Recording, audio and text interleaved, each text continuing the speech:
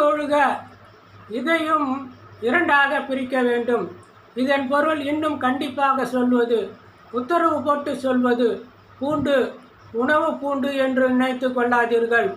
உறுதியாக சத்தியமாக எப்படி பதவி ஏற்கும்போது உறுதிமொழி எடுத்துக்கொள்கிறார்களோ அதே போன்று இதனையும் நீ உறுதிமொழி ஏற்க வேண்டும். எக்காரணத்து கொண்டும் எந்த காலத்திலும் உயிர் பிரியும் வரை இதன்படிதான் நடக்க வேண்டும் என்று சத்தியம் செய்து கொள்ள வேண்டும். ஒழுக இதற்கும் அவர் மரியாதை தரவில்லை. ஒழுக அது மரியாதை இல்லாத பொருள். ஒழுகுவார், அப்படி இருந்தால் அவர் நடப்பார் என்று வரும். மரியாதை தருகிறது. ஆனால் இப்பொருள் ஆனால் அவருக்கு நம்பிக்கை வரவில்லை. நடக்க வேண்டும், நடந்துதான் ஆகணும்.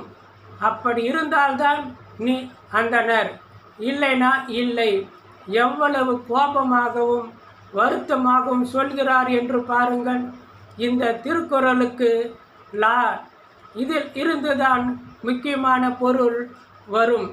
அனைத்திற்கும் இதுதான் பொருளை சேர்க்கும். ஆனால் பொருள் எடுப்பதுதான் சிரமம்.